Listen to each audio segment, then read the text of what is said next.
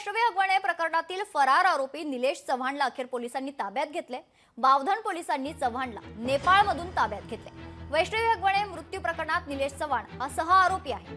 वैष्णवी हगवणेचं बाळ निलेश चव्हाणकडे होतं। तसेच वैष्णवीच्या कुटुंबाला पिस्तूलचा धाक दाखवत बाळ न देत धमकावल्याप्रकरणी देखील चव्हाणवर गुन्हा दाखल आहे।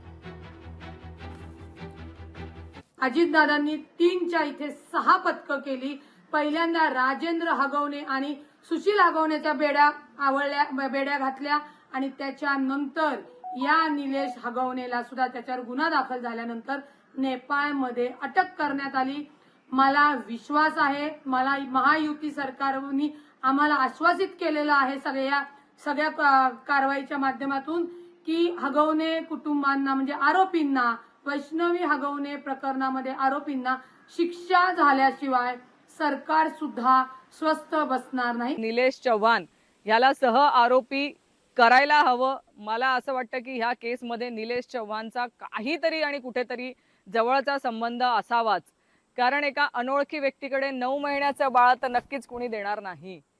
ह्या हगवणी कुटुंबाचा आणि निलेश चव्हाणांचा काय संबंध आहे, ह्या संबंधाची देखील चौकशी करण्यात यायला हवी आणि या निलेश चव्हाणला एवढे दिवस फरार राहण्यासाठी मदत करणारा आका कोण हे देखील चौकशी करण्यात यावी।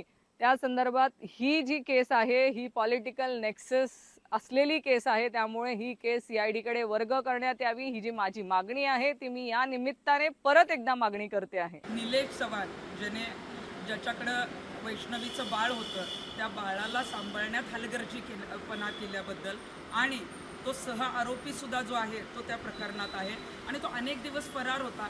आज जेव्हा त्याच्या संपत्तीला टाच येण्याचं कळालं तेव्हा तो नेपाळमध्ये सापडलेला आहे। आता कायद्यानुसार त्याला अटक तर झालेली आहे, परंतु अशांना जामीन होऊ नये यासाठी आता प्रयत्न झाला पाहिजे, याला कडक शिक्षा झाली पाहिजे। आणि त्यांनी ज्या पद्धतीनं स्पाय कॅमेऱ्यामध्ये असले घाणेरडे प्रकार जे आहेत ते रेकॉर्ड केले, आता ह्याला अटक झाल्यानंतर ह्याला फटकावतानाचे व्हिडिओ जे आहेत ते प्रत्येक ठिकाणी व्हायरल होणं गरजेचं आहे।